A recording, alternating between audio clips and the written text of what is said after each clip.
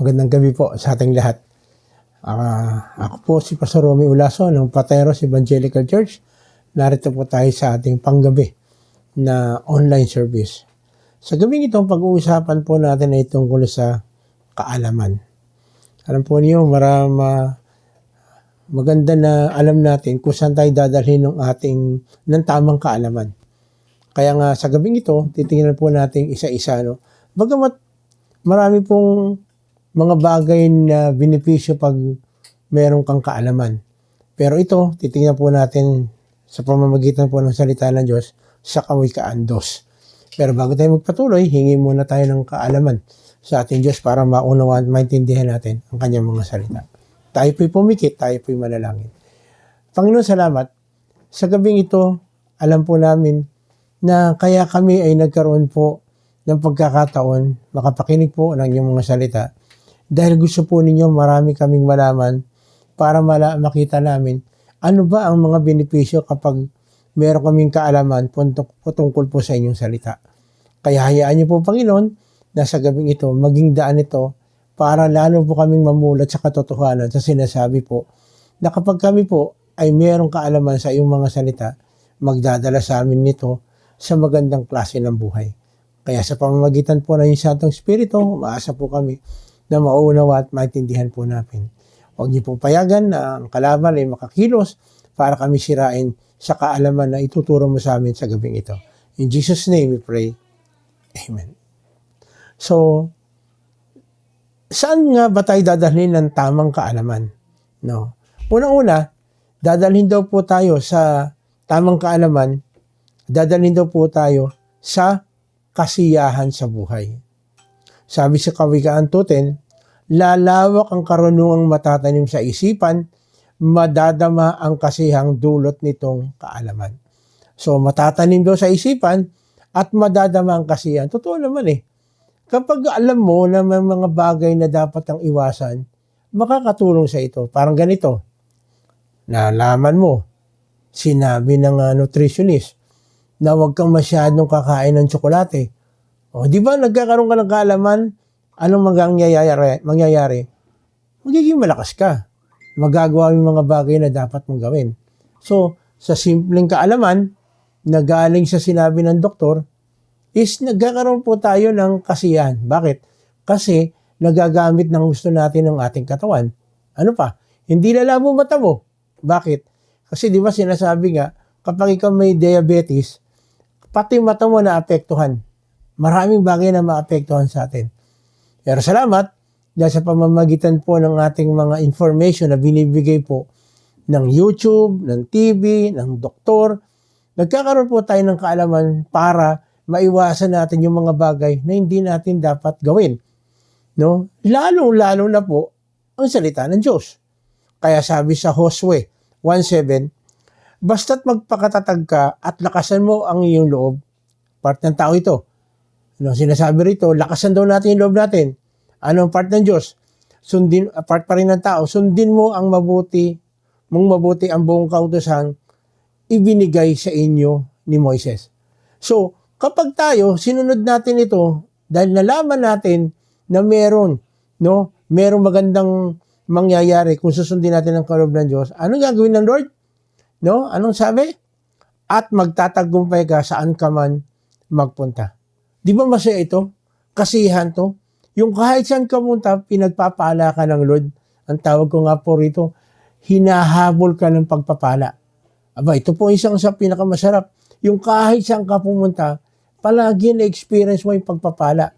Yung lahat ng hawakan ng kamay mo, pagpapala. Lahat ng lalabas sa bibig mo, pagpapala. Lahat ng nakikita mo, pagpapala. Lahat ng naririnig mo, pagpapala. Hindi ba masaya yan? Abay, ang saya-saya. Sabi nga nila, ang saya-saya. No? Kaya, anong gagawin mo? Pilitin natin na magkaroon tayo ng kaalaman sa paanong paraan sa pag-aaral ng salita ng Diyos. Bakit? Dito lumalakas ang ating loob. Ang gagawin lang natin, susundin nating mabuti yung ibinigay na kautusan ng ating Panginoon kay Moses. Na hanggang sa panahon natin, magagamit pa rin natin. Sabi ron, huwag daw tayong susuway sa anumang nakasaad doon. At ano mangyayari? Magtatagumpay tayo kahit saan tayo pumunta. No? Ang tawag ko nga dyan, ulitin ko ulit, pagpapala galing kay Lord. Yung kahit saan ka pumunta, hinahabol ka ng pagpapala ng ating Panginoon. Pangalawa, no? Ano pang benepisyo ng kaalaman? Unang-una, kanina, di ba, sabi, bibigyan tayo ng kasiyahan. Masaya. Magandang klase ng buhay. Pangalawa, yung kaayusan sa buhay. Kawikaan 2:11-15. Ang natamang kaalaman, referring sa Bible, siya yung mag-iingat, ang unaway maglilihis sa liko-likong landas. May maganda po ito. Yung sabi nga nila na, wag mo na pahirapan yung sarili mo, sumunod ka na lang. Sumunod ka na lang, makikita mo kung ano magiging... Kasi kapag hindi ka pa sumunod, maninigaw ka pa, masasaktan ka pa lang. Samantalang ganda-ganda na malaman mo yung katotohanan. No? Hindi ka lumiliko at lumalakad ka sa tamang landas. Sabi sa verse 12, ilalayo ka nito sa masamang pamumuhay at doon sa mga taong ang nais ay kaguluhan. Abay, maganda po ito. Gusto palagi kasi ng Lord, nandun tayo sa tama na klase ng pamumuhay.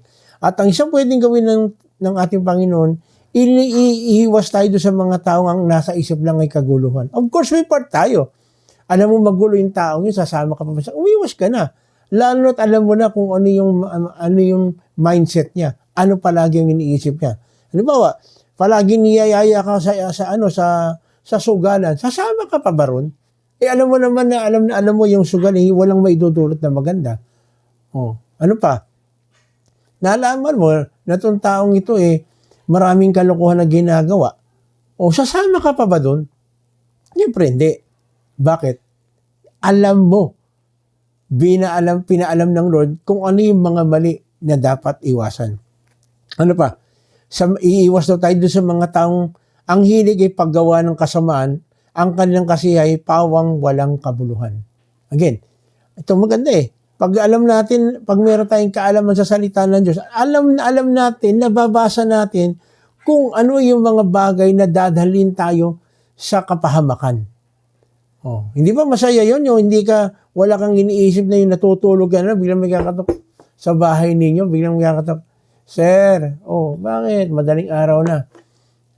Mukhang kayo po hinahanap dito dahil meron pong nagre-reklamo na may ginawa kayong ganito. No? Mahirap yun. No? Kasi sa totoo lang po, hindi po lahat ng tao ay tama ang isipan. Pero tayo, dahil nababasa natin yung salita ng Lord, nagkakaroon tayo ng pagkakataon na malaman yung mga bagay-bagay na makakaiwas sa atin. Para tayo ay hindi mapahamak. Kaya sabi nga po sa pangalawang Timoteo 3:16-17, ang lahat ng kasulatan ay kinasihan ng Diyos. Referring sa Bible. No? At kapakipakinabang sa pagtuturo ng katotohanan. So ang Bible, tinuturo tayo sa katotohanan. Sinasabi kung ito ang mangyayari sa iyo parang sa bata. Pag hindi ka nag-aral mabuti, ito ang pwedeng mangyari sa iyo. Kapag hindi mo sinunod ang tatay at nanay mo, mangyayari sa iyo, hindi gaganda takbo ng buhay mo, mapapahamak ka pa. Kasi, bakit? Walang matinong magulang na magtuturo ng kasamaan sa kanyang mga anak. Ewan ko lang, nakarinig na ba kayo sa anak niya, sa isang matinong tatay o anak, magdroga ka. Walang ganon. Walang magsasabi ng ganon dahil alam niya mali. No? Ano pa? Sa pagtutuwid sa likong gawain at sa pagsasanay para sa matuwid na pamumuhay. Ang salita daw ng Diyos ang nagtuturo sa pagtutuwid para makaiwas tayo sa mga likong gawain at ito rin ang nagbibigay sa atin ng kasanayan para sa matuwid na pamumuhay. Bakit? Ano ba sinasabi ng salita ng Diyos? Palaging sinasabi ng salita ng Diyos, palaging magdasal, magmanos at irespeto ang nanay at tatay. Hindi ba masasanay ka ron palagi na pag nakita mo kahit sinong matanda, magmamano ka? Na palagi meron yung tinatawag tayong good morning, good evening, good afternoon. Meron tayong ganun. Bakit?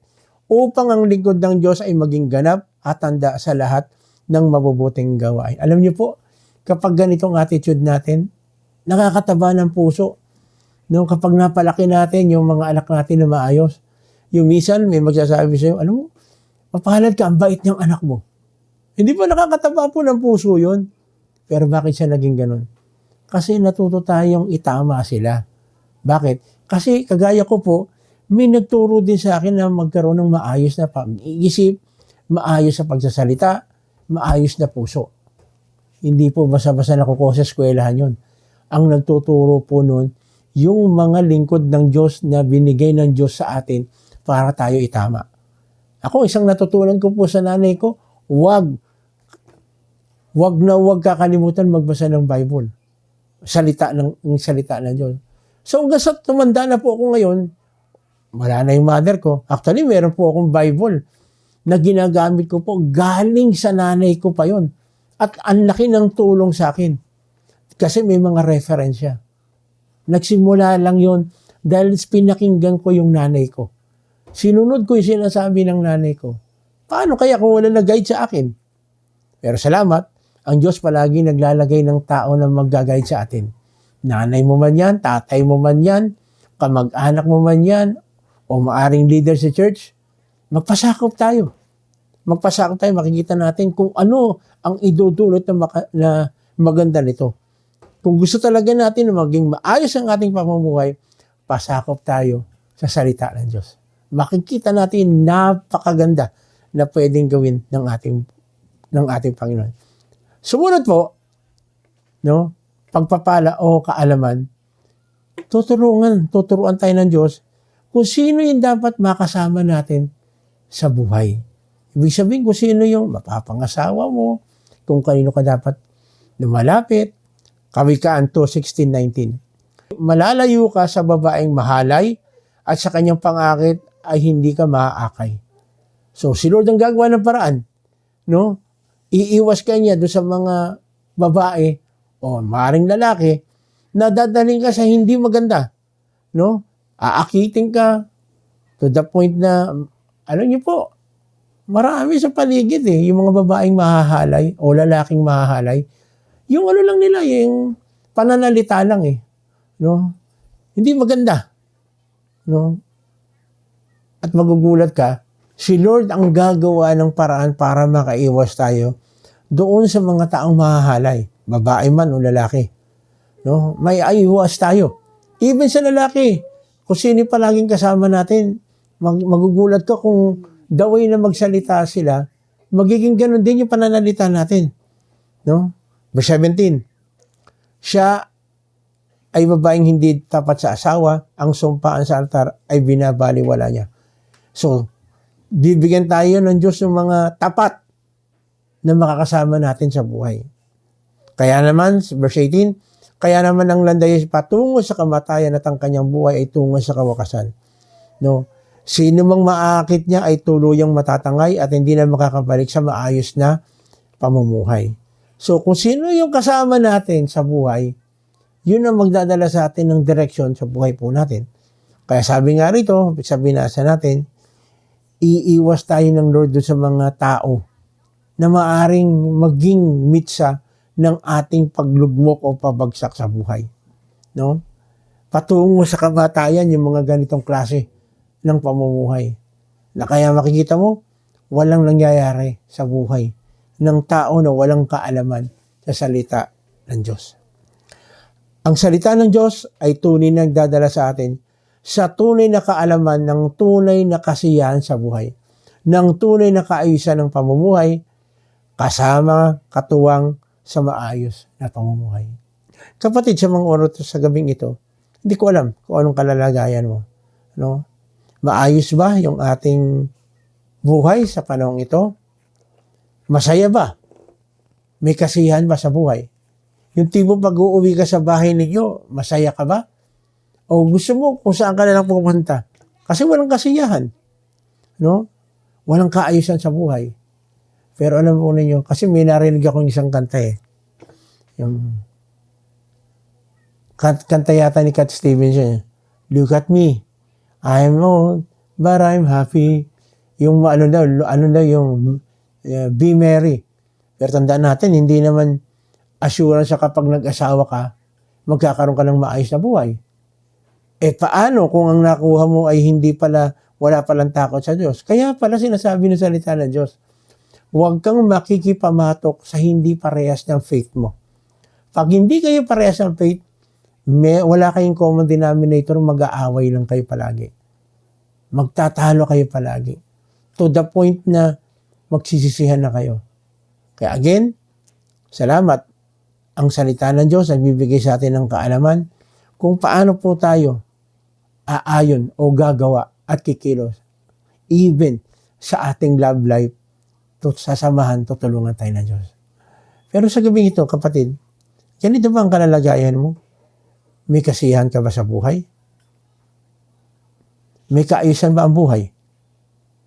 At meron ba tayong matatawag na kasama na maayos sa buhay? Kung wala, hindi pa ulit lahat. Hindi ko sinasabi na hiwalayan mo, layasan mo, lalo na kung asawa mo yan. Hindi.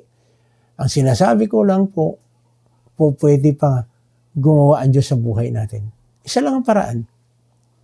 Alamin natin ang sinasabi ng kanyang salita. Ayusin natin yung maaring hindi natin nagawa bago tayo lumagay sa, sabi na tahimik, pero kumisan hindi tahimik, magulo eh. Pero salamat, ang salita ng Diyos, nagtuturo sa atin, nag-aakay sa atin, kung paanong gagawin natin. Kaya nga binasa natin kanina, di ba? Sa 2 Timothy 3:16-17, ang lahat ng kasulatan ay kinasihan ng Diyos at kapaki-pakinabang sa pagtuturo ng katotohanan sa pagsaway sa kamalian. Mag-stick tayo sa salita ng Diyos para magkaroon po tayo ng kaalaman kung paano natin i-handle yung bawat sitwasyon na nangyayari sa buhay natin. Si Lord, gusto niya ayusin yung buhay natin. Si Lord, gusto niya na magkaroon tayo ng maayos na buhay. Si Lord, gusto niya mag-enjoy tayo sa ating makakasama habang buhay. Pero, kung nandyan na, kagaya ng sinasabi ko, pwede pang ayusin. Nandiyan si Lord. Pero kung ikaw, wala ka pang masasabi na kasama sa buhay, mag-isip ka. Piliin mo yung lalaki o babae na totoong parehas kayo ng faith, na may takot sa Diyos. Kasi ikaw, baka mamaya may takot ka sa Diyos, siya naman, iba kinatatakutan niya. Mahirap yun. Dapat kung meron tayong kinatatakutan, walang iba kundi ang ating Panginoon. Siya lang ang pwedeng mag-ayos ng buhay natin. Tayo pumikit. Kapatid, maaring sa mga oras na ito, hindi maayos ang buhay, hindi maganda yung sitwasyon sa buhay, pero si Lord, nagde-declare na kung tayo lamang lalapit sa Kanya, bibigay natin ang ating sarili sa Kanya, bibigyan niya tayo ng maganda at maayos na pamumuhay. Sabi nga niya sa Mateo 11:28, kung tayo nahihirapan, lumapit tayo sa Kanya, bibigyan niya tayo ng kapahingahan. Ayaw ng Lord na pahirapan tayo. Gusto ng Lord magkaroon tayo ng maayos at masaganang buhay. Mahal na mahal tayo ng Lord. Walang tatay na nag-iisip o walang nanay na nag-iisip, tatay o nanay na nag-iisip ng pangit para sa kanyang anak. Lalong-lalo na yung tatay natin nasa langit. Gusto niyang ibigay sa atin ang the best. Ang gusto lang niya, alamin natin ang kanyang kalooban sa pamamagitan ng kanyang mga salita. At makikita natin, kapag ginawa natin itong mga bagay na ito, makikita natin ang kaayusan sa buhay, kasiyahan sa buhay, at makikita natin even yung mga ating kasama sa buhay ay po pwedeng ayusin ng Diyos. Lord, salamat dahil ikaw isang Diyos na palaging nire-reveal mo ang iyong sarili para sa amin. Salamat, mayroon kaming love letter na galing sa inyo, ang inyong salita, na nagdadala sa amin sa maayos na pamumuhay, which sa pamamagitan ng kaayusan ng buhay, nagkakaroon kami ng kasiyahan para magpatuloy sa buhay. Lord, maaring sa oras na ito, kami po ay nahihirapan, pero kinukumit po namin sa inyo ang aming sarili. Kami po ay nananalig sumasampalataya. Ikaw lamang ang pwede mag-ayos ng aming buhay. Kaya sinosurrender po namin sa iyo ang aming buong pamilya. Binibigay po namin sa iyo ang aming sarili. Sapagkat naniniwala kami, Panginoon, kapag kami nakadepende sa inyo, binigay namin ang aming sarili sa inyo. Even yung mga kasambahay na kasama namin sa buhay, magiging daan para magkaroon po kami ng tinatawag na kaayusan sa buhay. Salamat, Panginoon. Palaging ang gusto mo palagi ay ang pinakamabuti, pinakamainam sa amin. Salamat, Panginoon. Saan man dako kami mapunta, hindi mo kami pababayaan, hindi mo kaiwanan. Kaya nga po, Lord, hayaan nyo ng bawat isa sa amin ay tunay na magtiwala sa iyong mga salita na magdadala sa amin sa maganda at maayos na pamumuhay. Kapatid, maaaring sa oras na ito, mayroong kang karamdaman o kung sino man kilala mo na mayroong karamdaman, ito yung pagkakataon na pwede mong hilingin ang kagalingan mula sa ating Panginoon. Sige, sabihin mo sa Kanya, ano yung physical na kalalagayan mo? Gusto ng Lord, bigyan tayo ng kalakasan. Dahil gusto ng Lord, gamitin tayo na maging channel of blessing o maging patotoo sa lahat na may ginawa ang ating Diyos sa buhay po natin. Isa na rito, yung kagalingang physical. Sige, sabihin mo sa Kanya, hilingin mo sa ating Diyos. Hallelujah. Spiritually, nahirapan ka. Ganon din. Ang sinasabi ng salita ng Diyos, lumapit tayo sa Kanya, palalayain niya tayo sa pagkaalipin sa anumang klase na nilagay ng masamang espiritu sa atin. Sige, ikli mo. Sabihin mo sa Panginoon, makalaya ka. Sa mga bisyo, gusto mo makalaya ka? Sige, hilingin mo sa ating Panginoon, in Jesus' name. Sa masasamang kaibigan, mga kaibigan na nagdadala sa iyo, nagdadala sa atin sa hindi maganda, in Jesus' name, hilingin mo. Hindi mo alam. Pag tayo ay kumilala kay Lord, tayo ang hahatak sa kanila para pumunta sila, ibigay nilang kanilang buhay sa Panginoon. Pero magsisimula sa iyo, kapatid. Magsisimula sa atin. Gamitin tayo ng Diyos. Gamitin tayo ng Diyos.